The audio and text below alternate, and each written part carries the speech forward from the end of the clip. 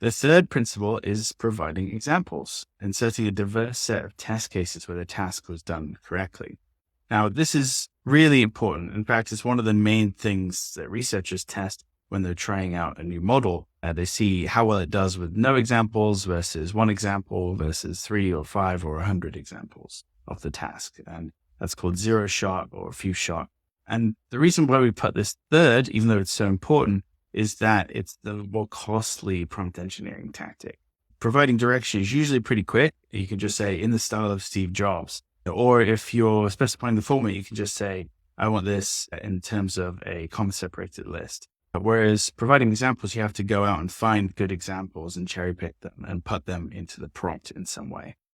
So let's look at how this works with text models. This is our generic prompt where we're just looking for a list of 10 product names for a pair of shoes that can fit any foot size.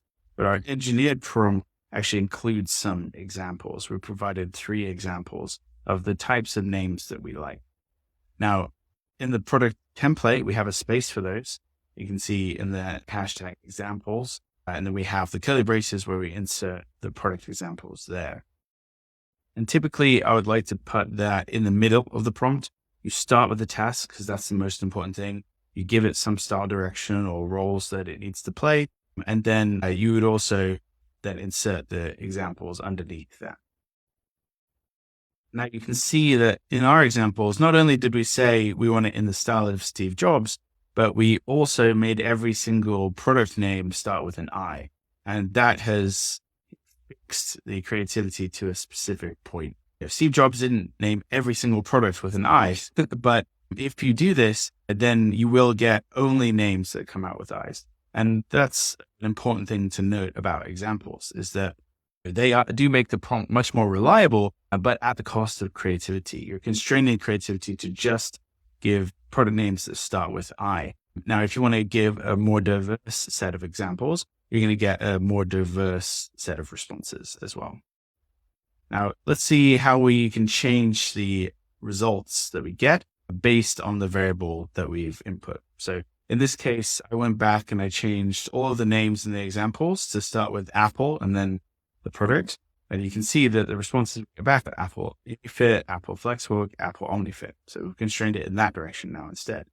If you add the word mini to everything, then it adds the word mini to every response. If you begin with the word air, then it will come back with different names with air. So it just goes to show how much of an impact on results that changing the examples can have. Now let's look at image models where it works a little bit differently. You can't usually give more than one example with image models.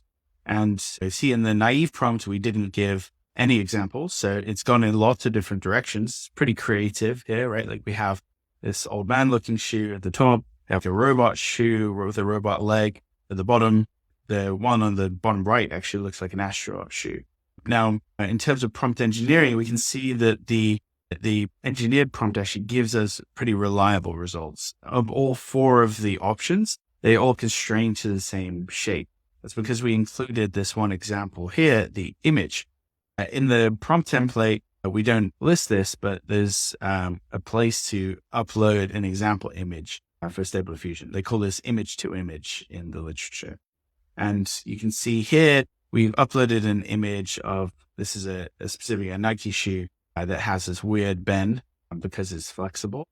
And we've uploaded that, but we set it at 35% weight. And you can change the weight from 0 to 100% would make it very similar, and 0% would make it very dissimilar. But we've settled on 35%. We can see we're getting pretty good results. We get this weird bend. We also take from the example the black and the white. Now, again, in terms of constraining creativity, one thing I found in testing this is that I couldn't get it to do any colors other than black and white because it's reading too much into this one example here. You can see I managed to get the blue and the pink highlights in there, but I couldn't change the color of the sole or the overall background color of the shoe. So here's a few examples where I've changed the results based on literally the same prompts, just a different background image, different uploaded image. Here I uploaded some bull shoes and I got a very weird response to this one here, the fuzzy one. I uploaded a pair of Crocs and got this, and then I uploaded some platform heels and got this. So you can see you can really change the results And the model takes a lot of steering from the example image that you upload. So choosing a good example image makes a big difference. And both in terms of the format and the form, but also the style. So if you have an image that works really well, that captures your style pretty well, then you can use that as an example when you're doing any type of image, and that's going to give you pretty consistent results.